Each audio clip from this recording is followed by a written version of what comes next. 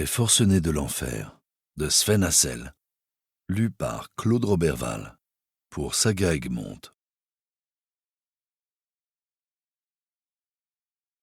Joyeux étaient nos rires, en ces lieux où il devenait absurde de mourir, et encore plus de vivre.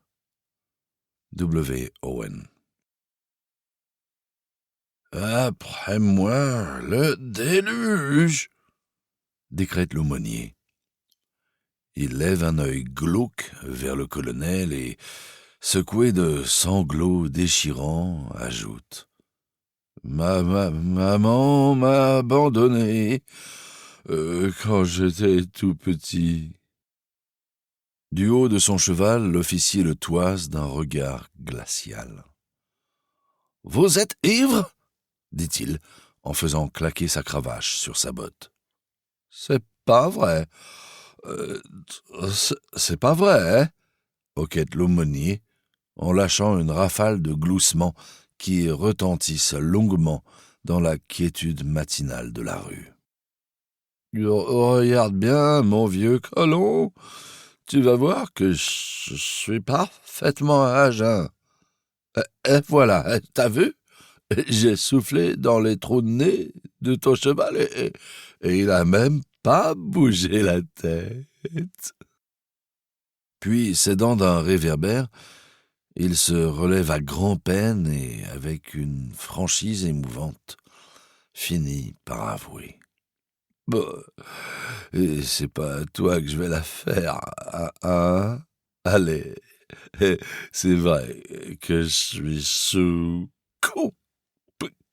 complètement sous. » Il s'inflige, incontinent, une pénitence de « dit Notre Père », suivi de « dit Je vous salue Marie », se met à les réciter, perd le fil, et commence à embrasser le cheval dans le cou en disant « Tu sais, mon vieux colon, il faut que tu m'arrêtes.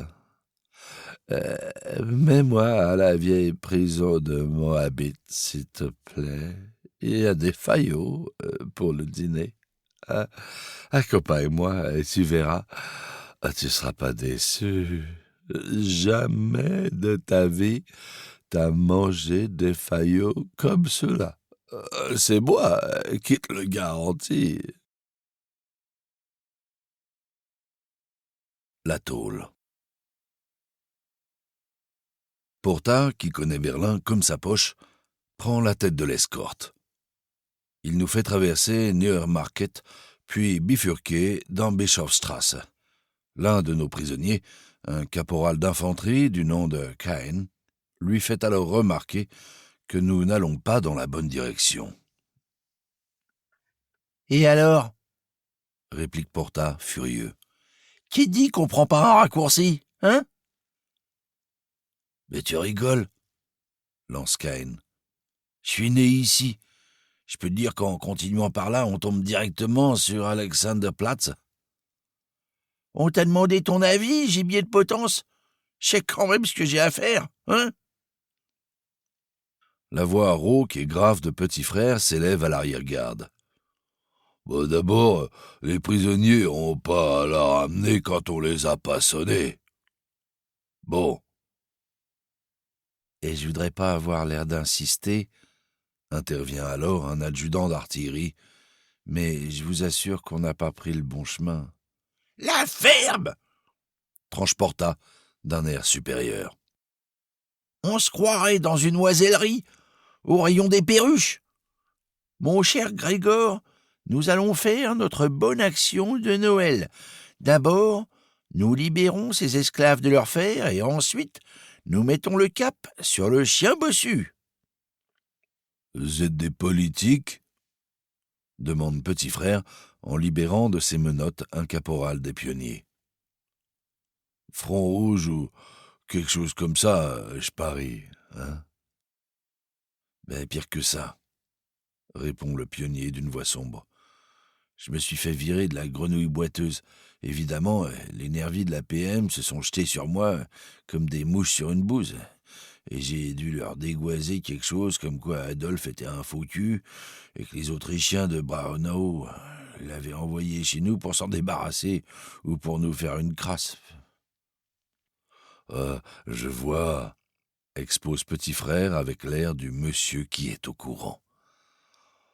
T'as plus qu'un moyen de t'en sortir. Hein. Quand ils t'amèneront au tribunal, tu lèveras le bras, tu claqueras des talons et tu gueuleras « Heil Hitler !» Chaque fois que le guignol te pose une question, idem. Tu recommences le cirque et tu gueules « Heil Hitler !» Normalement, il devrait te faire passer devant le psychiatre. Alors là, tu fais pareil. Alors ils vont te demander des conneries du genre assembler des bouts de bois en les enfilant dans des trous, mettre des mots ensemble, tout ça quoi. Qu'est-ce que tu fais? Eh ben tu gueules. Fera Befehl verfolgen. Et tu continues tout le temps comme ça jusqu'à ce qu'ils te foutent au mitard. Au bout d'un moment, ils finiront par se dire que t'es irresponsable, et puis te colleront chez les dingues, à perpète. À partir de là, t'auras plus de soucis à te faire. Il te suffira d'attendre que l'Allemagne prenne sa pâtée et que les Alliés te virent de l'asile pour faire de la place à Adolphe et à ses copains. Et en sortant, t'auras de bonnes chances de te faire élire dans la Nouvelle-Allemagne. Tu deviendras maire, au minimum. Mais ça me paraît légèrement foireux, ton histoire, déclare avec pessimisme l'adjudant d'artillerie en prenant place dans le bar enfumé où planent de lourdes vapeurs de bière. Le tenancier du chien bossu, un petit homme coiffé d'un melon noir, embrasse Porta avec un sourire cordial. La première tournée est sur le compte de la maison. Oh, s'il y en a qui se sont envoyés au panier de son, autant les rassurer tout de suite, déclare Porta après la deuxième tournée. Je connais le gars qui fait marcher le massicot, et c'est pas un débutant, hein. Il vous décapite le client avant qu'il ait eu le temps de comprendre ce qui lui arrive. Depuis qu'il fait ce boulot, il a raté que 2 coups. Celui d'une gonzesse en particulier. Elle faisait que gueuler qu'elle était innocente. Ça lui a fait perdre ses moyens. Normal, hein. Allons, allons, fait stupidement un sergent-chef d'artillerie. Je peux pas croire que les Allemands soient aussi cruels. Va donc en causer aux gars qui se font encrester à Germersheim, ricane Porta. Vous me croirez peut-être pas, reprend le sergent-chef, mais je suis innocent. Et bien sûr que je te crois, dit Porta. On est tous innocents. Et l'ennui, c'est qu'il est souvent plus dangereux d'être innocent que coupable. La mort, elle fait pas la différence. La guerre est un grand malheur, commande le sergent-chef avec une tête de clown triste. Eh ouais, conclut Porta avec un grand sourire. En temps de guerre, tout le monde est logé à la même enseigne. Il y en a qui se font cueillir au front d'une balle dans le crâne et d'autres qui se font raccourcir à Plötzensee. On y passera tous tôt ou tard pour bien montrer aux générations à venir qu'on a vraiment fait quelque chose, qu'on s'est pas contenté de courir en rond comme de la volaille quand un renard rentre dans le poulailler. Et les guerres mondiales, elles doivent se finir dans le sang et la merde pour qu'on puisse inscrire quelque chose dans les livres d'histoire. Tu penses pas qu'Adolphe se contenterait de faire une petite guéguerre que personne ne remarquerait, tout de même, hein? Il tient à ce qu'on se rappelle. Et plus t'es pourri, moins t'as de chances de te faire oublier. L'escorte et ses prisonniers sortent enfin du chien bossu. Dehors tombe un mélange de pluie et de neige fondante. Devant la maison des jeunesses hitlériennes de Prenzlauer Straße, on est en train de baisser les couleurs. Nous tournons à l'angle de la rue et descendons d'Oxenstrasse. « Oh merde !» grommelle Grégor en essuyant la neige fondue qui lui coule sur le visage. « J'en ai marre de cette putain de guerre. Ras-le-bol de traîner mes guêtres à droite et à gauche en attendant de me ramasser une bombe sur le coin de la cafetière. » Une porte s'ouvre en haut d'un perron, et nous voyons un homme en sortir en vol plané, traverser la rue dans un magistral roulé-boulé et s'aplatir contre le mur d'en face. Un manteau et un chapeau le rejoignent bientôt, suivis, quelques secondes plus tard, par un parapluie. Porta éclate d'un rire joyeux. « Messieurs, nous voici arrivés à la grenouille boiteuse. Je vous prierai de vous tenir correctement. C'est un établissement très comme il faut, avec un piano et une batterie, et c'est là que les veuves de guerre viennent se consoler. » « Je suis déjà venu ici, » déclare Petit Frère, l'œil brillant. « Il y a des femelles que vous en croirez pas vos yeux. L'ennui, c'est que ça manque un peu de place. Impossible d'aller pisser un coup toi-même. T'es obligé d'envoyer ton ange gardien à ta place. » « Et qu'est-ce qu'on fait si les pieds plats font une descente ?» demande Grigor, inquiet, en déposant son PM sur une étagère du bar. « Pas de problème, » répond Porta d'un ton détaché. « Aussi bien la police militaire que les choupeaux sonnent avant d'entrer ici. » Le patron, qui a 2 jambes de bois, accueille Porta d'une chaleureuse accolade et lui demande où il va. « On conduit 4 pauvres bougres à l'ombre. »« Ben merde !» s'exclame le patron. « La première tournée est offerte par la maison. Bière et schnapps. » Après 4 tournées de bière et de schnapps, Porta commence à raconter des anecdotes qui n'ont rien de patriotique. « Et quand les Tommies auront mis la main au collet de l'Autrichien, crois-moi qu'ils vont lui allonger le cou, » confie-t-il d'un ton de conspirateur à un chauffeur de train qui part le lendemain à l'aube avec un transport de troupes. « Il n'aura plus besoin d'estrade pour faire son discours avant qu'il lui fasse péter un baril de poudre sous le cul, » rigole Petit Frère en abattant sur la table un coup de poing monumental qui fait sauter tous les verres. Un choupeau en demi-pékin explose d'un rire énorme et avale son cigare. Vivement, le patron s'empare de la jambe de bois de réserve qu'il garde précieusement derrière le bar et lui assène 2 ou 3 solides coups entre les omoplates. Le policier laisse échapper une série de borborigmes, tousse et, à la surprise générale, déglutit son cigare, encore allumé. 2 femmes, vêtues de noir, rouge et blanc, assises sous le portrait de Hitler, se mettent à chanter. « Il y a quelques jours, j'ai descendu un flic. Depuis, sa femme se fait pas mal de fric. » Une escouade de blessés, installés à la longue table, promènent leurs mains sur les jambes des filles. « Sophia, fille de Poivreau, tu refoules du goulot » entonne Porta d'une voix de baryton aviné. Un médecin-major qui somnole près du poêle ouvre un œil averti et embrasse la pièce du regard. « Bande de simulateurs, tire vos flancs !» rugit-il, hilar. « Et la patrie, alors, ça compte pour des prunes ?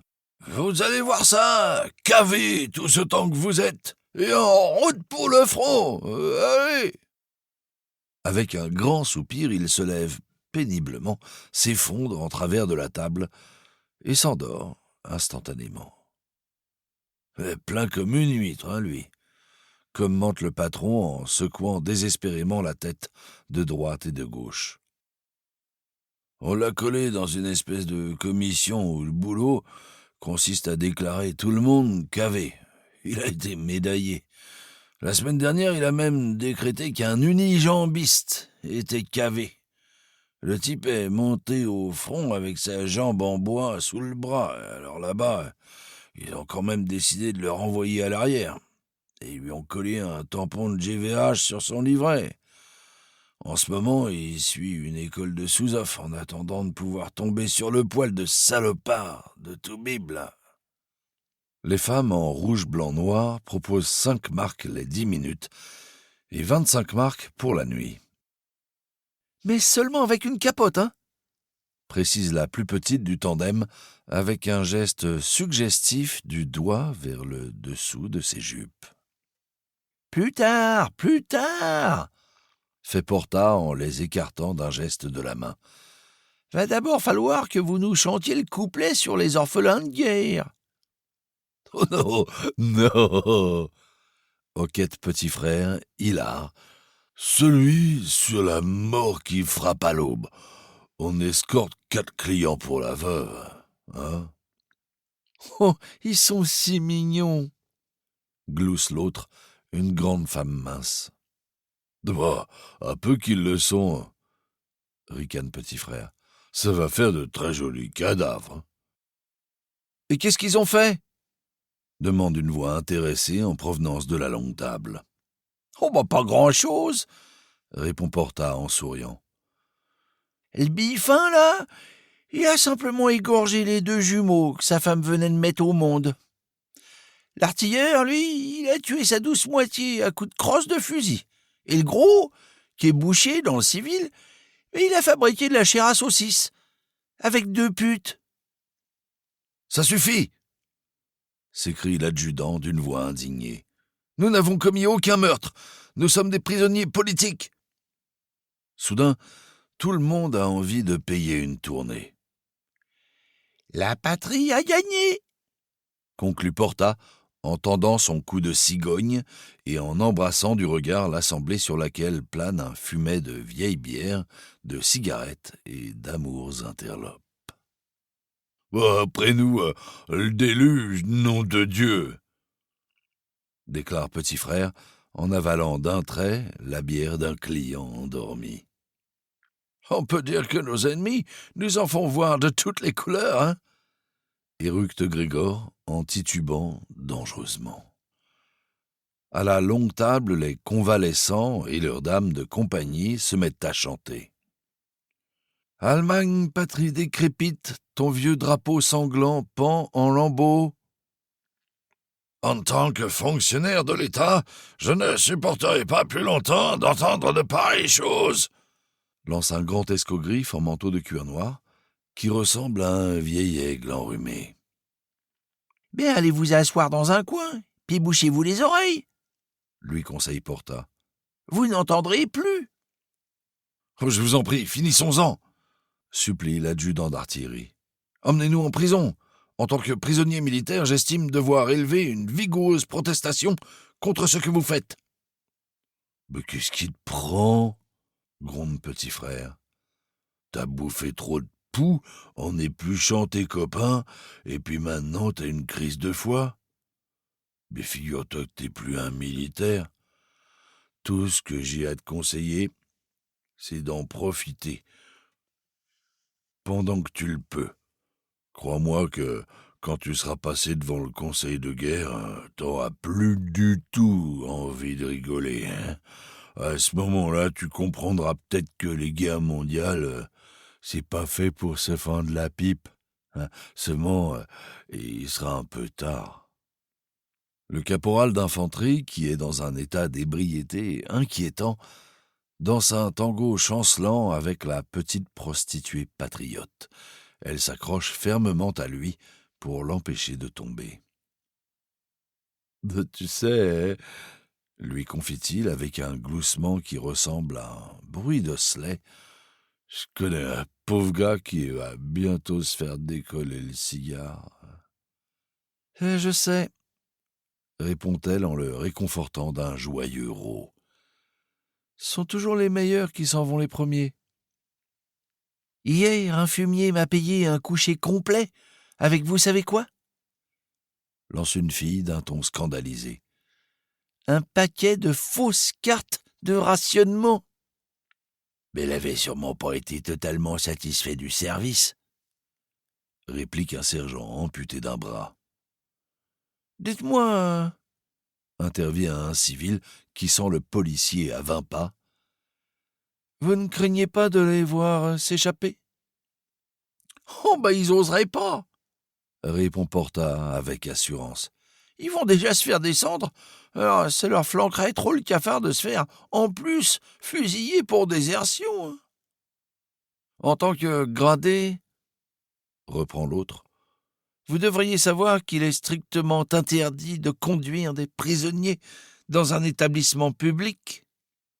Puis, se tournant vers Grégor, je me permettrai de vous citer la page 176 du règlement militaire concernant les escortes de prisonniers.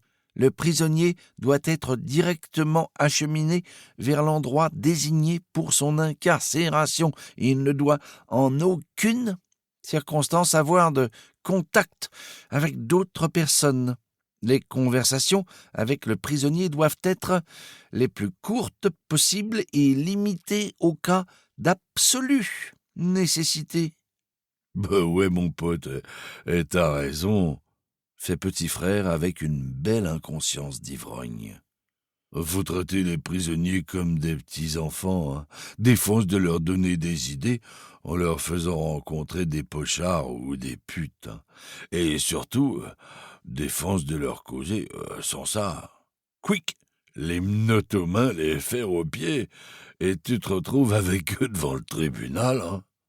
50 marques la picouse, murmure un petit homme chafouin en donnant à Porta un coup de coude entendu. Ether, Zedrim, c'est du super, mon pote. Dans 3 jours, si ça se trouve, le monde entier sera crevé de la peste noire. Alors tu sais, ça ou autre chose. Hein. Tu tombes mal, rétorque Porta avec dédain. Je suis peut-être le seul dans cette turne à savoir profiter d'une bonne guerre. Un moment plus tard, l'étrange petit homme s'engouffre dans les toilettes avec une seringue hypodermique. 4 fantassins, à l'air accablés, lui emboîtent le pas. Lorsqu'ils ressortent, il semble presque réconcilié avec la vie. Maintenant, le charivari est devenu presque insupportable dans le bar. Pourtant, 2 prisonniers, gavés de bière et de schnapps, s'écroulent près du poêle dans le panier du chien et sombrent instantanément dans le sommeil. Le chien, qui ne paraît pas goûter cette occupation illicite de ces quartiers, se met à gronder en leur mordillant les jambes. Après quelque temps de vains efforts, comprenant qu'il ne parviendra pas à déloger les intrus, il lève la patte d'un air désabusé et leur asperge copieusement le visage. « Emmenez-moi immédiatement en prison !» exige l'adjudant d'une voix de plus en plus autoritaire. « Je suis prisonnier et j'ai le droit d'être conduit en cellule. Quant à vous, non seulement vous êtes tenu de veiller à ce que je ne m'évade pas, mais aussi à ce que j'y arrive sain et sauf. Regardez-moi ça !» ajoute-t-il en indiquant les 2 prisonniers inondés d'urine et ronflant dans le panier du chien. « Vous croyez que le tribunal va apprécier qu'on lui amène des inculpés sous comme des Polonais ? »« Oh, j'ai faim !» énonce placidement Porta, comme s'il n'avait rien entendu. « Qu'est-ce que vous diriez d'une tournée de bouse fumante, histoire de tenir le coup ?» Devant l'assentiment général, il s'éclaircit la gorge d'un rot retentissant et, se tournant vers les cuisines, commande. « 8 bouses fumantes, bien servies, hein ?» Bientôt, 8 portions de hachis parmentier font leur apparition sur la table. Au dehors, les lueurs grises de l'aube de novembre commencent à se lever. Grégor décide qu'il est temps de songer aux choses sérieuses et d'essayer de retrouver le chemin de la prison. Peut-être qu'ils l'ont changé de place, avance le pionnier, qui vient d'ouvrir un œil glauque dans le panier du chien. Tu crois ? demande le caporal, avec le visage rayonnant d'espoir d'un clochard affamé qui vient de trouver un portefeuille bourré de grosses coupures. Et c'est vrai qu'ils vont peut-être pas apprécier si on se pointe au milieu du petit déjeuner. Laisse tomber petit frère d'un air sombre. T'as pas tort, admet pensivement Porta. Surtout avec ces 2 loustiques qui puent la bière, la pisse et le schnapps à plein nez. Mais qu'est-ce qu'on fait alors ?» s'inquiète Grégor, se sentant brusquement abandonné, seul face à sa décision. « C'est pas difficile, » répond un aviateur ivre-mort en assénant sur la table un coup de poing titanesque. « On bombarde l'Angleterre. On la truffe de trous jusqu'à ce qu'il en reste plus rien qu'un gros cratère sanglant au milieu de la mer. » « On est bien lotis avec une armée de l'air pareille, » grommelle furieusement Grégor. « Bon, » ajoute-t-il en se levant péniblement, « si vous ne venez pas, j'y vais tout seul. » Ouais, aboie joyeusement petit frère. « Fou comme un Prussien, celui-là. Et comment tu comptes faire pour avoir l'air d'une escorte à toi tout seul, rigolo, plein de poils, hein? Quand ils vont te voir débouler sans homme et puis sans taulard, tu peux être tranquille que c'est toi qui vas passer en conseil de guerre. Ça fera pas un pli. »« Oh ben exact, hein, » confirme Porta en se grattant l'oreille. « Ils vont lui faire remonter le trou du cul jusqu'au sommet du crâne à coups de botte cloutée. Faudra qu'il apprenne à marcher sur les mains s'il veut pouvoir continuer à chier son coup comme avant. » « Excusez-moi, messieurs, mais pourriez-vous me dire où je me trouve ?» demande tout à coup le médecin-major, en s'avançant vers la table sur des jambes mal assurées. « À vos ordres, mon capitaine !» réplique Porta en claquant des talons. « J'ai l'honneur de vous faire savoir que vous êtes à la grenouille boiteuse. » « Abattez-moi, je vous en prie !» implore le médecin avec une expression de bon Prussien sur le visage. « Abattez-moi sur le champ !» répète-t-il en déchirant sa veste et en présentant sa poitrine nue.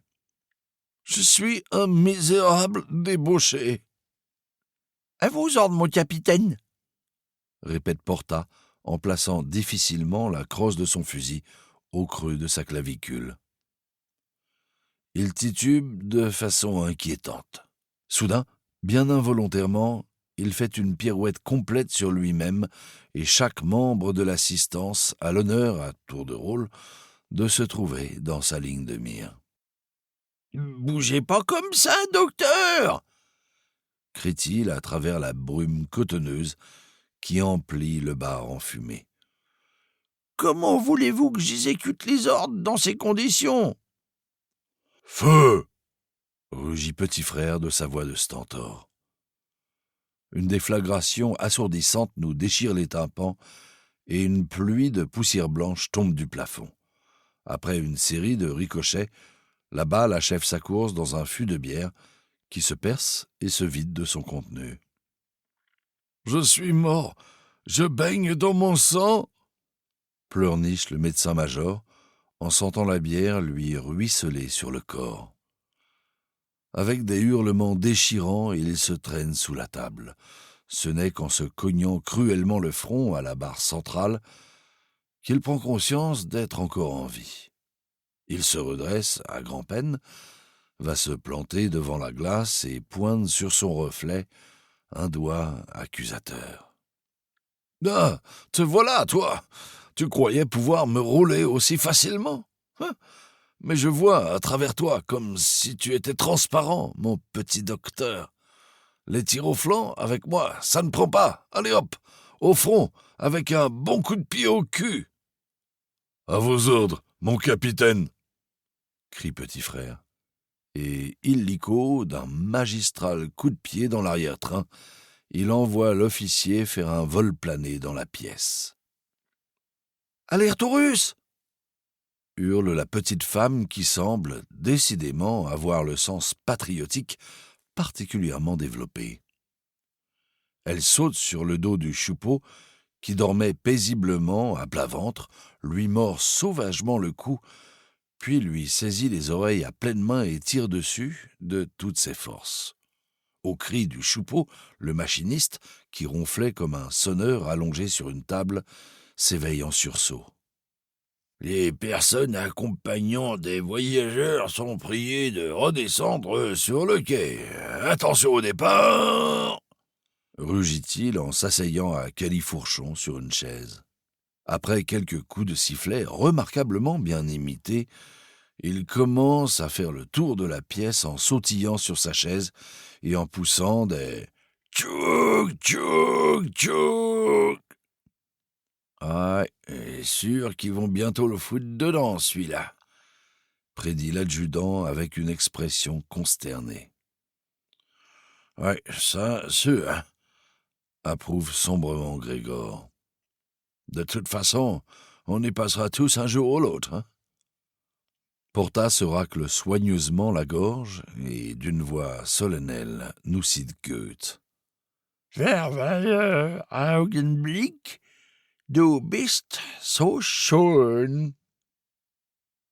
Sur son passage, le machiniste culbute le médecin-major qui roule au pied de Petit Frère. Levant les yeux vers le géant, il se redresse et dit « mon fils, te voilà. Alors, comment trouves-tu ton papa? Bon pour le service, hein ?»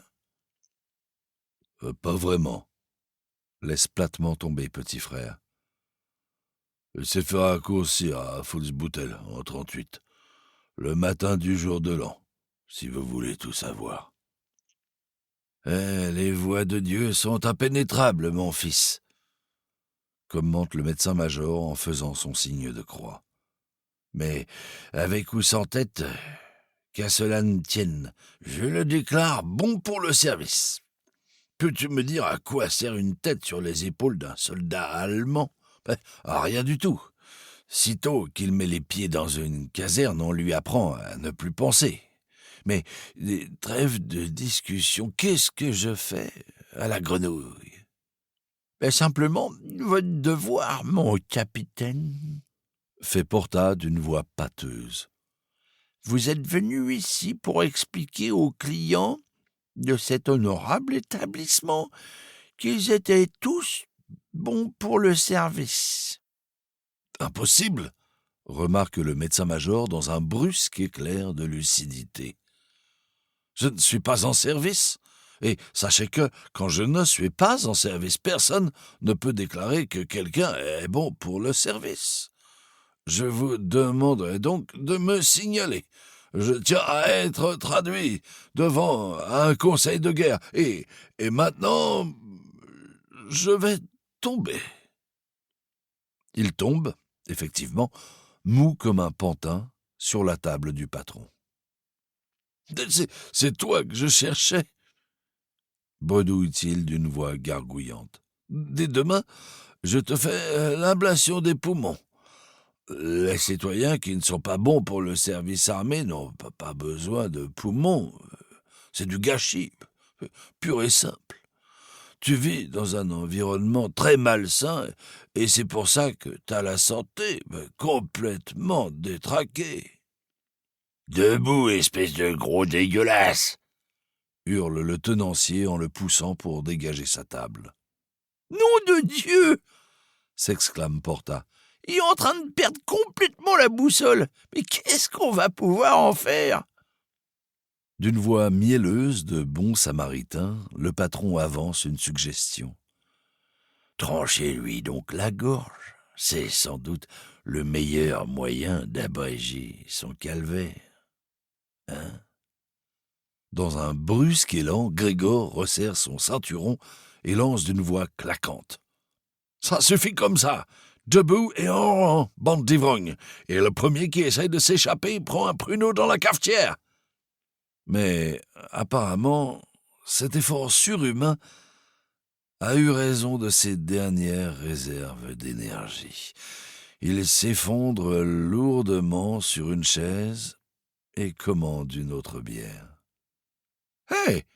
s'écrie le médecin-major d'un ton implorant. « Ne m'abandonnez pas, les gars !» Misérablement avachi sur le plancher, il lève un œil hagard vers les jupes de la plus grande des deux femmes patriotes et ajoute d'une voix sourde. « Arrêtez-moi, conduisez-moi à l'échafaud. Je ne peux plus porter ma tête, elle est trop lourde. » Ah bah v'là autre chose, soupire le patron d'un air accablé. Allez les gars, soyez chic, rendez-moi ce service, emmenez-le avec vous. Grégor accepte. Pourquoi pas? Enchaînez-le avec les 4 autres renégats. Comment? Objecte Porta. Pas question. On est 8 hommes d'escorte pour 4 prisonniers, c'est le règlement. Si tu veux qu'on prenne ce lascar avec nous, il faut que tu trouves des effectifs supplémentaires. Sinon, sois tranquille, ils vont te foutre dedans pour entorse au règlement. Enfin, où irait la grande Wehrmacht si tout un chacun avait le droit de ramasser des prisonniers sur sa route? Et puis, si t'en acceptes un de plus, et pourquoi pas 10, hein? Et puis, si t'en acceptes 10, pourquoi pas 100? Et je vais te dire, moi, si on commence comme ça, on arrive à la cabane, on ressemblera plus au pèlerinage de Saint-Jacques-de-Compostelle qu'à une escorte de prisonniers. Je suis volontaire pour venir avec vous, propose un chasseur alpin qui ressemble à s'y méprendre à un rat trempé dans l'huile.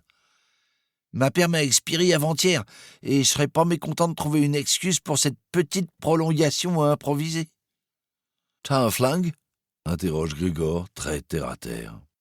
Tout ce qu'il faut, braille joyeusement le chasseur alpin en sortant un fusil de derrière le comptoir. Et avec des pruneaux, plus qu'il n'en faut. Je pars pour le front caucasien. Ok, acquiesce Porta avec un hochement de tête. Tu peux accrocher les wagons, seulement, faut encore un autre volontaire. Voilà.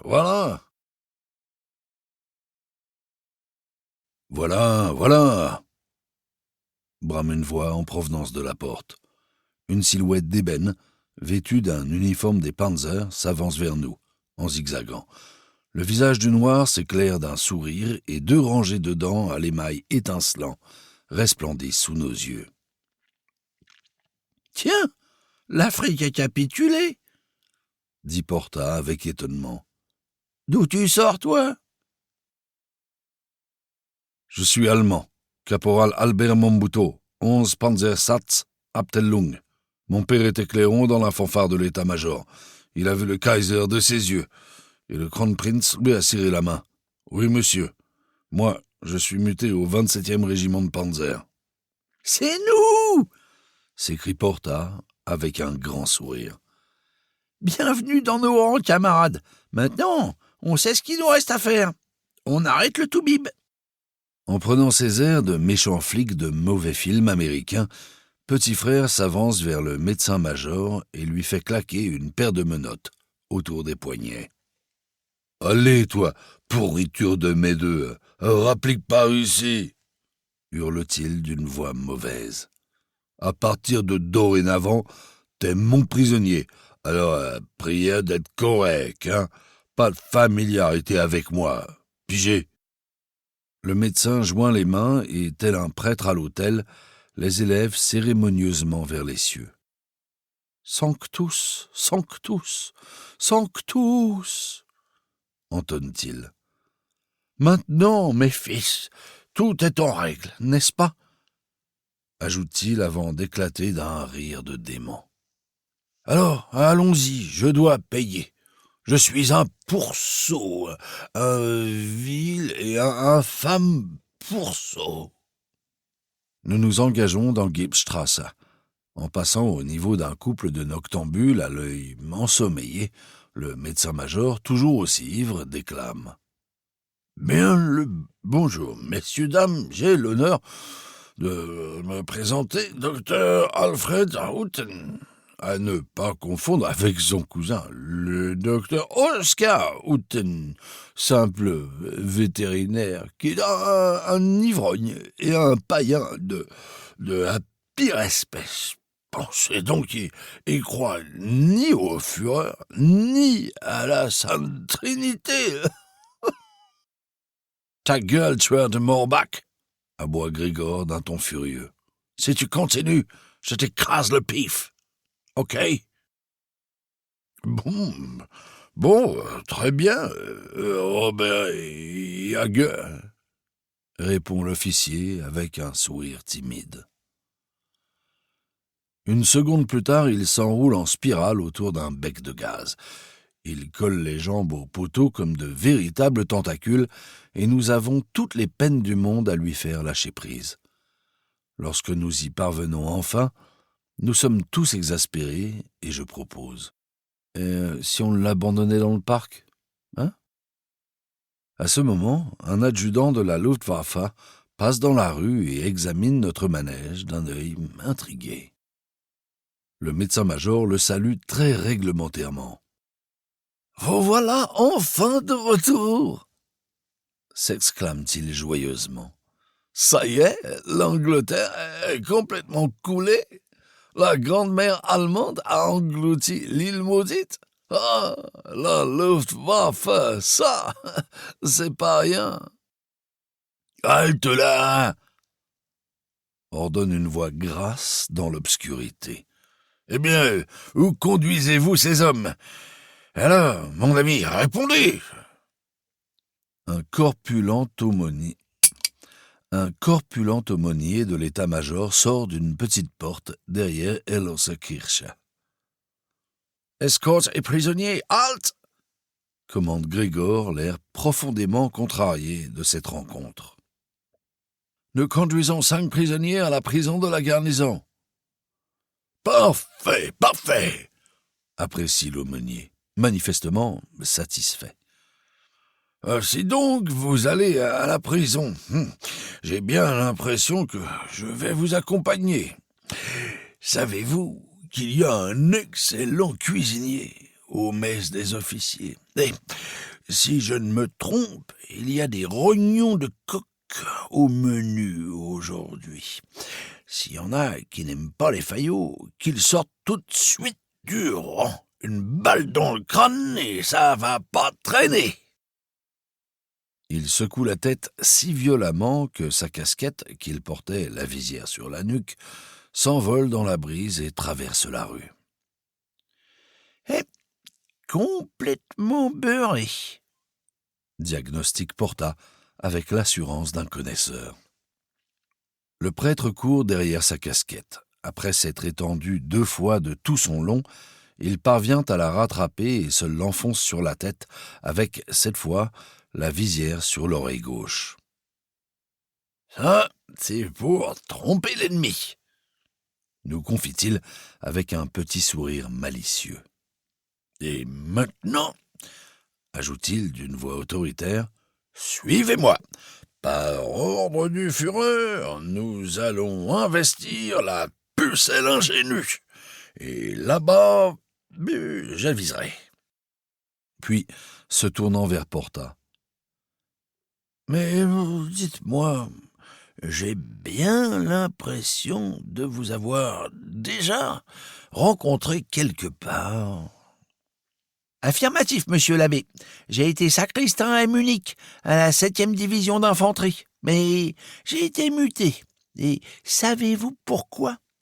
Parce que je ne faisais pas preuve d'une foi suffisamment forte. »« Ah bon ?» balbutie l'aumônier. « Vous ne croyez pas en Dieu ?»« Oh ben si, de temps en temps, » admet Porta. « Quand les obus ennemis me pleuvent sur la tête, par exemple, et que là j'ai vraiment très peur. Mais en temps ordinaire, je dois dire que je fais pas la différence entre la colombe du Saint-Esprit et un canard sauvage. Hein ? » Pour tout vous avouer, moi non plus, bredouille l'ecclésiastique en embrassant fiévreusement un bec de gaz. Quand tout va bien, nous oublions Dieu, hein. À propos, vous êtes catholique ou protestant? En les deux, mon père. Ça dépend des jours. Voilà qui est parlé, s'exclame l'aumônier en assénant une grande claque chaleureuse dans le dos de Porta. C'est ça la religion des temps modernes. Vous savez, je viens d'avoir une entrevue avec l'évêque. Et il se passe beaucoup de choses en ce moment au Vatican. On me demande là-bas. Je vous emmène. Je demande votre mutation. Ce sera vraiment dommage de voir un homme coco comme vous se faire bêtement immoler au champ de dodo, au champ d'honneur. Oh ben, ça je vous le fais pas dire, murmure Porta en esquissant vivement un signe de croix. Alors, en avant, glapit le prêtre en chargeant un ennemi invisible. Quart de tour, à droite, cap sur la Pucelle ingénue, Backstrasse, vous connaissez le chemin. Moi, nous confie Albert en prenant prudemment ses distances. Je me méfie des directeurs de conscience qui vous font le coup de la bonne camaraderie. Nous sommes en train de longer la grande haie de Stadtpark lorsqu'un cri retentissant troue le silence matinal de la rue. Halte! Au sommet de la haie apparaît un torse vêtu d'une capote et surmonté d'une tête, elle-même surmontée d'un képi de colonel. Grégor, terrorisé, se croit victime d'une hallucination. Il en laisse échapper son PM et le rattrape de justesse. Un silence sépulcral tombe sur la rue, puis, soudain, éclate une salve de rots et de borborigmes variés. Tout le monde tourne la tête. Plié en deux, l'aumônier est en train de restituer sur le trottoir tout ce qu'il a absorbé aux messes du 5e régiment de Panzer. Les connaisseurs que nous sommes ne peuvent s'empêcher d'apprécier avec une certaine admiration la contenance phénoménale de son estomac. À ce moment, la haie se sépare en deux et la grande silhouette d'un cheval monté par un colonel s'avance sur nous comme un char d'assaut. L'animal s'arrête devant Porta, le flaire, et cligne de l'œil avec l'air de dire « Attention, vous allez voir ce que vous allez voir. » « Qu'est-ce que c'est que cette tenue ?» aboie le colonel. « Est-ce que j'ai affaire à un peloton de soldats allemands ou à un troupeau de porcs ?» D'un geste coléreux, il fait sèchement claquer sa cravache sur sa botte. L'œil dilaté de peur, Grégor fait un pas en avant. Puis, après avoir trébuché 2 fois, parvient à saluer en claquant les talons. « Mes respects, mon colonel » lance-t-il d'une voix presque chevrotante. « Nous conduisons 5 prisonniers en prison. Nous les avons menottés et enchaînés conformément au règlement. » « Encore vous? Content de vous voir, mon vieux colon !» braille l'aumônier en s'essuyant les lèvres et en poussant Grégor de côté. « Comment va madame la colonelle? Toujours amoureuse de moi? Dites-lui que je me languis de la revoir dans mon confessionnel, » ajoute-t-il avec un petit gloussement suggestif. « Vous êtes encore ivre !» gronde le colonel avec un rictus de bulldog prêt à mordre. « Comment ?» bugle l'autre d'un ton outragé. « Vous insultez l'Église !» Tirant un stick de sa poche, il le brandit comme un sabre et porte une estocade à l'officier qui part de son mieux à l'aide de sa cravache. « Regarde !» rugit-il. « Je vais te découper en rondelles, tu vas voir ça. si tu t'imagines que je vais me laisser impressionner par une baudruche comme toi, simplement parce que t'es monté sur un canasson arthritique. Arrêtez cet homme !» ordonne le colonel d'une voix coupante. Docile, Petit Frère se jette sur le prêtre et, tel un rugbyman, l'immobilise d'un plaquage au sol. Un déluge de neige grisâtre retombe autour d'eux, éclaboussant les bottes lustrées de l'officier. Le cheval se cabre et hennit. Le colonel glisse en arrière, mais se retient in extremis en s'agrippant au col de sa monture. L'animal se cabre de nouveau, et cette fois désarçonne son cavalier, qui va rejoindre Petit Frère et le ministre du culte dans la bouillasse neigeuse. « Bien le bonjour !» lance cordialement l'aumônier en saluant les 4 fers en l'air. Secoué de tremblements nerveux, Grégor vient à la rescousse du colonel et l'aide à se relever. Dans la confusion, personne ne remarque Porta, qui applique une solide claque sur la croupe de l'étalon. La bête pousse un petit hennissement, traverse la haie et disparaît au galop dans les profondeurs du parc. « Caporal-chef, au rapport, mon colonel !» prononce impeccablement le coupable avec un salut et un claquement de talons réglementaires. Il semble que le cheval est déserté. « Rattrapez-le !» vocifère le colonel. Immédiatement, gardes et prisonniers s'élancent dans le noir sur les traces de l'animal, qui se contente de décrire un large cercle et rejoint son cavalier, avant tout le monde. Lorsque nous arrivons sur les lieux, l'incident est loin d'être clos. Le colonel, désireux de se redonner une contenance en revêtant les signes de sa fonction, vient de se coiffer d'un képi bourré de neige molle. Il est au bord de la crise d'apoplexie. Petit Frère se plante devant lui dans un garde-à-vous immobile. Il salue. « Mon colonel ?» commence-t-il. Un hurlement de rage lui coupe la parole.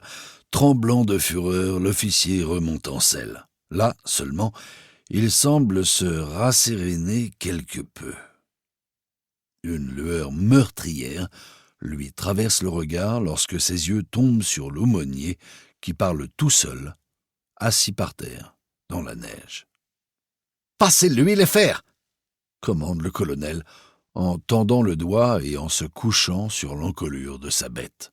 « Il a agressé un officier prussien !»« Oh, je demanderais pas mieux, mon colonel !» expose la voix carillonnante de Petit Frère. Seulement, y a un petit problème, on n'a plus de menottes. « Alors ficelez-le !» lance l'officier d'une voix chargée de hargne. « Et cessez de me regarder avec cet air d'imbécile, caporal-chef !»« Oh, je demanderais pas mieux, mon colonel !» répète le colosse. « Seulement, je suis né comme ça. D'ailleurs, les spicologues de l'armée ont tous dit que j'étais pas normaux.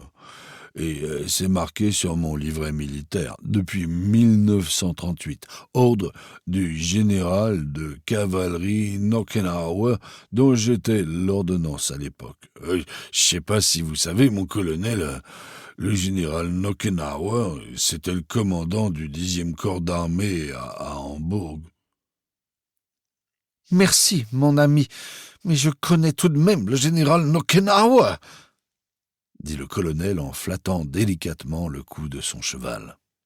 « Vous devez être un drôle d'oiseau pour qu'un homme comme lui ne vous ait pas gardé à son service. » À vrai dire, mon colonel, le général et moi, on avait des problèmes.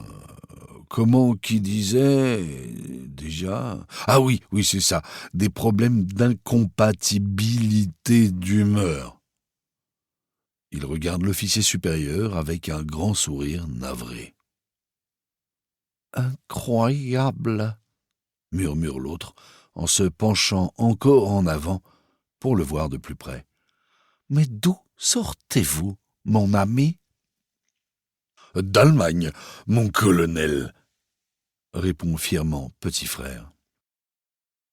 Il rectifie la position et fait vigoureusement claquer la crosse de son fusil sur le bord du trottoir, soulevant une gerbe d'étincelles. Le colonel juge plus prudent de faire demi-tour. Il retraverse la haie et s'éloigne rapidement dans le parc. « Nom de Dieu, nom de Dieu !» lâche Grégor avec une voix lourde d'angoisse. « Qu'est-ce que je vais bien pouvoir faire ?» Ça, admet Porta d'un air sombre. on peut dire que t'as un sacré problème sur les bras. Un colonel de l'état-major général vient de te demander d'arrêter un brave aumônier et de l'emmener en prison avec les autres condamnés. Pour moi, t'aurais dû protester, mon vieux.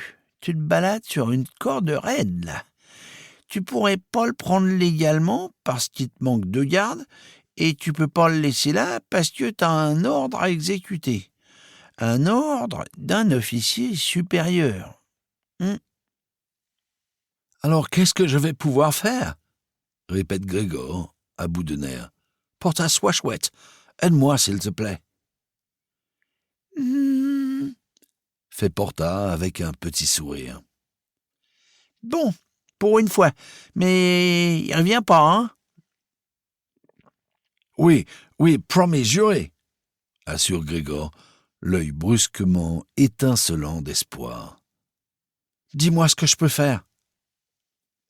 Avant l'arrivée du colon à cheval, l'aumônier nous avait donné un ordre. Tu te rappelles? Il voulait qu'on aille occuper la pucelle ingénue d'Ambergstrasse. D'après le règlement, l'aumônier est un officier d'état-major.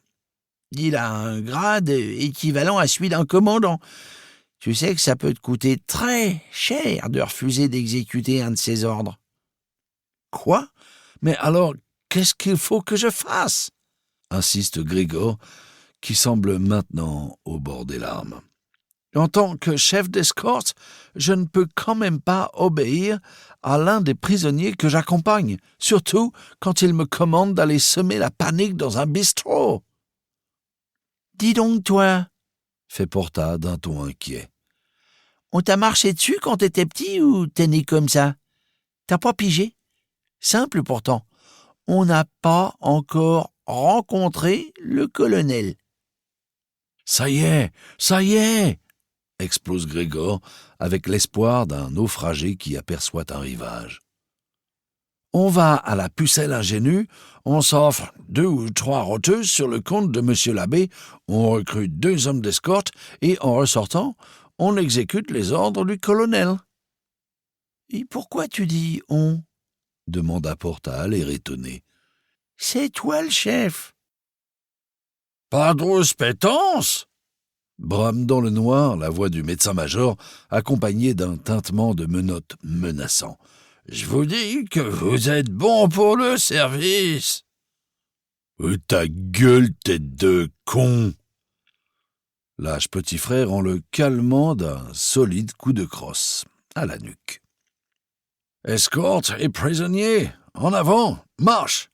Ordonne Grégor d'une voix manifestement plus sereine. L'aumônier porte son stick sur l'épaule comme un sabre et démarre en tête de la colonne. De temps à autre, il prend un peu d'avance et nous attend en virevoltant et en faisant des entrechats. Chaque fois que nous croisons un civil, une dame notamment, il se découvre et fait la référence en balayant le trottoir de sa casquette. « Aléa jacta est !» déclare-t-il d'une voix tonitruante en gravissant le perron de la pucelle ingénue. « Oh non !» gémit le patron en laissant tomber 2 chopes pleines. « Encore ce foutu ratichon !» Sans préambule, le ministre du culte s'attaque à un grand plat de charcuterie fumée accompagné de choucroute et de boulettes. Il plonge gaillardement les mains dans la nourriture et, d'un mouvement bien synchronisé, se l'enfourne méthodiquement dans la bouche. Porta déclare avec effroi que le bruit de ses mandibules lui rappelle une meute de loups affamés qu'il a un jour surpris en train de dévorer une charogne de renne sur le front finlandais. Incapable d'en supporter plus, le patron se colle les mains sur les oreilles. « Une part pour 6 !» s'exclame-t-il, effaré. « Il va tout avaler. Mais qu'est-ce que je vais servir aux gars du club de tir ?»« Mais faites-leur rôtir le curé !» suggère Porta, qui n'est jamais à court d'idées. « On s'en passera très bien. »« Vous riez, se lamente le tenancier. Mais c'est une véritable calamité, les 7 plaies d'Égypte à lui tout seul, monsieur le soldat. Dans toute la zone militaire de Brandenburg, les patrons d'auberges et les cuisiniers des messes d'officiers passent leur journée à trembler de peur qu'ils leur rendent visite. On m'a raconté qu'un jour, il avait été invité à dîner à la table du Reichsmarschall. Quand les convives ont fini leur hors-d'œuvre, il avait tout bouffé, y compris les fleurs des vases. « Excellent !» déclare l'aumônier en abattant une grande claque amicale sur l'épaule du patron. « Vous êtes le seul à pouvoir en juger, » réplique le pauvre homme d'un ton acide. « Croyez-moi, je suis bon juge, hein. Peut-être un petit reproche, à la rigueur. Certains auraient apprécié quelques boulettes de plus, mais c'est très discutable. Ça dépend des goûts. Une chose est sûre, en tout cas, votre charcuterie est de première qualité. Je suis prêt à parier que vous la fumez vous-même. Oh, vous êtes un vieux renard, mon brave homme. Ce sont les porcs que vous élevez clandestinement dans votre arrière-cour, pas vrai? Avertissez-moi la prochaine fois que vous en tuerez un. Je viendrai vous dire un petit bonjour. Maintenant, servez une tournée générale de thé au rhum. Nous avons besoin de nous réchauffer, que diable. Ensuite, nous prendrons une tournée de bière et de schnapps. Vous mettrez le tout sur mon compte, hein, comme d'habitude. Il va me bouffer mon commerce, pleurniche le tavernier. Et foutez-le donc à la porte, lui conseille Porta. Un bon coup de botte clouté dans son vénérable cul béni et hop, à la rue. Impossible, explique le bonhomme avec un profond soupir. Vous avez bien entendu. J'élève des porcs en cachette et il est au courant. Tous les jours, je prie le ciel pour qu'un Tommy lui balance une bombe perdue sur le coin de la figure. Le plus dur, c'est qu'il ne cesse de jurer que demain, il va changer de vie, faire amende honorable et payer toutes ses dettes. « Ah, je comprends, dit Porta avec un air de louable compassion. Mais si ça peut vous réconforter, il y a bien pire. Figurez-vous que j'ai connu un gars qui tenait une station-service. Un enfant trouvé. Il s'appelait Oskar Schleben. Vous voulez savoir pourquoi? Extrêmement simple. On l'avait trouvé dans Schlebenstrasse. Il a eu un petit garçon adorable comme tout, avec le concours d'une ravissante chinoise. Tous les soirs, pour endormir leur enfant, ils avaient pris l'habitude de lui servir un bon verre de Boomerlunder. À l'âge de 2 ans, le gamin était complètement alcoolique. Il a fait une fugue, il est parti à l'aventure et quand il s'est senti fatigué, il s'est assis sur le trottoir, à l'entrée du zoo, juste à côté de la roulette du marchand de saucisses. Allez savoir pourquoi. Personne n'a jamais compris où il avait trouvé la force de marcher aussi longtemps. Quelques-uns ont prétendu que c'était grâce à son sang chinois.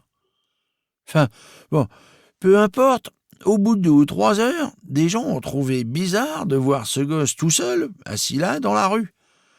Ils ont appelé un choupeau, l'autre s'est ramené et, sur le ton habituel d'un flic bon papa, lui a demandé « Eh ben, qu'est-ce que tu fais ici, mon petit bonhomme ?» Alors le petit bonhomme, il a répondu Arreux, arreux. Logique, c'est tout ce qu'il savait dire. Alors, le flic s'est énervé? Dis donc, mon bonhomme, réponds-moi en allemand ou je te colle au trou. Arreux, arreux. Ils l'ont emmené à Alex, poursuit Porta. Après l'interrogatoire réglementaire, ils l'ont collé dans une cellule. Ils auraient pu l'oublier là jusqu'au jugement dernier, parce que personne avait rempli de formulaire d'admission. Impossible d'écrouer quelqu'un sous l'identité de Arreux dans les registres de la Grande Allemagne. Et alors, le soir, voyant qu'il n'y avait pas son Bommerlunder quotidien, le gamin, il s'est mis à brailler.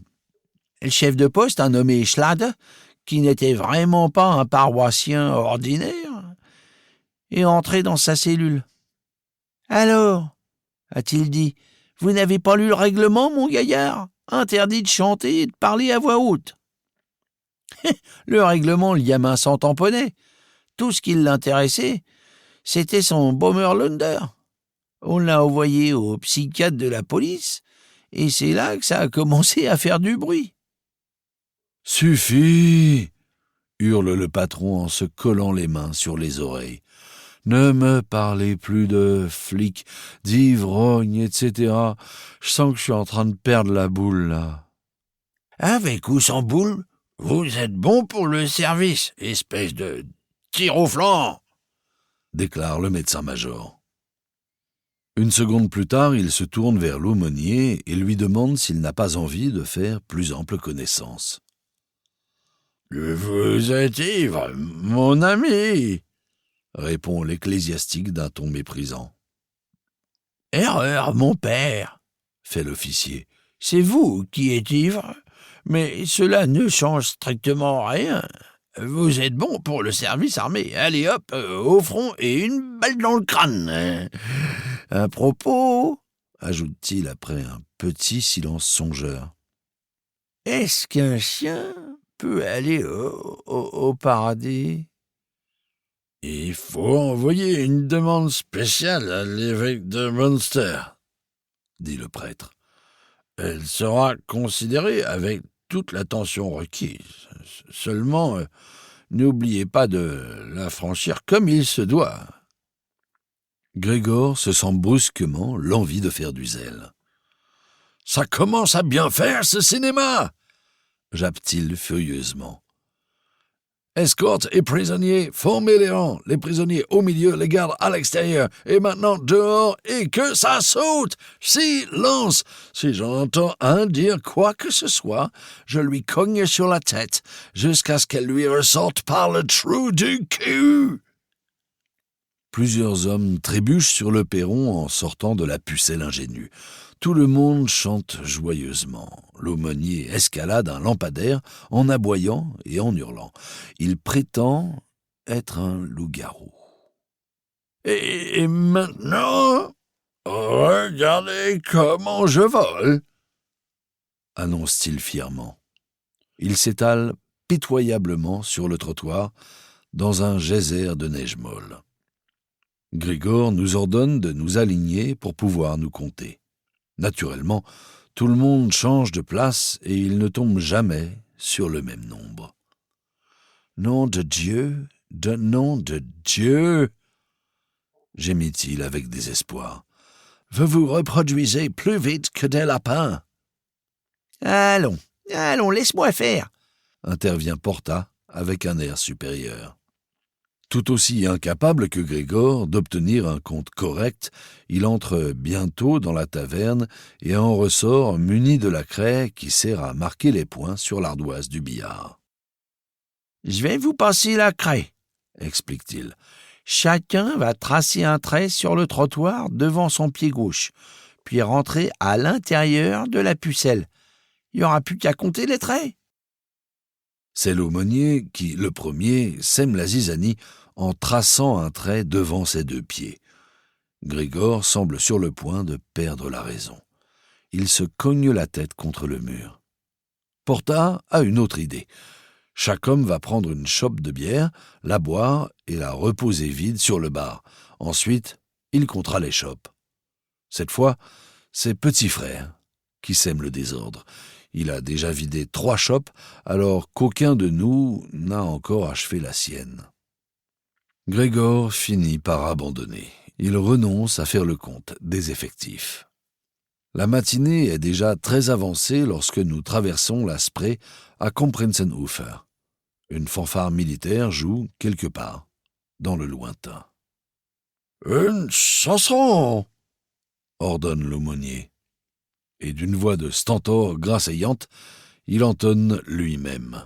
« Si tu veux me revoir ce soir, vers 1 heure avant mon départ, dans la salle d'attente de la gare, nous dirons un dernier au revoir. Portez votre bazar réglementairement, rectifiez la position de vos casques. » crie nerveusement Grégor. « Nom de Dieu, essayez d'avoir un tout petit peu l'air de soldats allemands. Petit frère, l'arme à l'épaule, regarde-moi ça, tu portes ton fusil comme un braconnier. » « Qu'est-ce qui se passe ?» demande Albert avec un sourire stupide. « Adolphe vient nous passer en revue ou quoi ?»« Pire que ça, » répond Grégor. « Tu n'entends pas ? C'est la relève de la garde. Ils arrivent par ici en jouant la Badenwelle, la marche personnelle du Führer. »« C'est le bordel, » dit le légionnaire, jamais à court de commentaires appropriés. « Ils doivent fêter quelque chose, » suppute Porta. « Une retraite victorieuse, en toute vraisemblance. » « Ici, on se réfugiait aux gendarmes éclopés, » propose prudemment Petit Frère. « Au pas de course, on peut être à l'abri avant qu'ils arrivent. »« Trop tard, » dit Porta. « Regarde. » Une fanfare, tambour-major en tête, apparaît au détour de la rue. Elle occupe toute la largeur de la chaussée. « Mais la vapeur, Pépère !» fait Porta en se tournant vers Grégor. « T'es à la tête d'une escorte militaire chargée d'accompagner des prisonniers. D'après le règlement, t'as la priorité sur les flonflons. La fanfare doit nous céder le passage. Et normalement, on doit s'arrêter que devant les unités motorisées. »« Oui, normalement, » reprend Heide. « Seulement, cette fanfare est en train de jouer la Badenwelle. Cela lui donne la priorité sur tout le monde, même sur une unité motorisée. C'est écrit noir sur blanc dans le règlement au paragraphe des fanfares militaires. »« Nom de Dieu !» s'exclame une fois de plus Grégor. « Mais qu'est-ce que je vais faire ?»« Gagne du temps !» lui conseille Porta. « Donne l'ordre de repartir en marche arrière sur le pont de la Spree. C'est ce que je ferai à ta place. Personne pourra t'accuser de t'être détourné de ton itinéraire. Personne ne pourra non plus t'accuser d'avoir fait obstacle au passage des musicos. » « Ah, il a raison, » approuve le légionnaire. « Mais on va pas pouvoir marcher à reculons jusqu'à ad vitam aeternam !» s'écrie Grégor avec un regard affolé. « Il en est pas question non plus !» expose patiemment Porta. « Dès qu'ils auront fini de jouer la marche d'Adolphe, la priorité sera de nouveau à nous. À ce moment-là, on pointe notre caquette en avant et on la suit sans dévier d'un poil. Si ce gros plouc de tambour-major dégage pas le passage, on lui enfile son bâton dans le trou du cul. Ça lui apprendra à respecter la priorité la prochaine fois qu'il croisera une escorte en armes. Hein ?» Comme il prononce ces paroles, un ouragan semble balayer la fanfare. 2 matous terrorisés sortent d'une ruelle, poursuivis par 3 bulldogs. L'un des chats saute sur les épaules d'un joueur de tuba, qui chancelle et laisse tomber son instrument. 2 cornistes piétinent le tuba pendant que le second chat se lance dans un slalom endiablé entre les jambes des autres musiciens. Dès qu'ils le repèrent, les 3 chiens foncent à ses trousses, créant une panique indescriptible dans les rangs de la fanfare. Sans que personne n'ait vu comment, le médecin-major s'est emparé d'une baguette. Il se met à diriger les tambours et les flûtes qui, tenant l'arrière-garde, sont encore debout. Ils le suivent machinalement et nous entendons bientôt les premières notes de Salus Caesari Nostro Guillermo. Le tambour-major se relève, l'œil hagard, et ordonne à ses musiciens de cesser immédiatement de jouer le morceau interdit. Furieux, le médecin-major le charge en brandissant sa baguette de chef d'orchestre et il esquive tant bien que mal avec son bâton à pommeau d'argent. « Grégor, en tant que chef de cette escorte, tu dois mettre un terme à ce merdier !» déclare Porta. « Les prisonniers sont sous ta responsabilité et t'es tenu de les remettre en bon état aux autorités de la prison. À ta place, j'arrêterai ce tambour-major pour avoir frappé le médecin. » « Oh non, pas ça, hein !» déglutit Grégor en tremblant nerveusement. « Nom de Dieu, pourquoi a-t-il fallu que je vienne au monde ?» « Oh, là-dessus, c'est trop tard pour revenir en arrière, » prononce Porta d'un air sombre.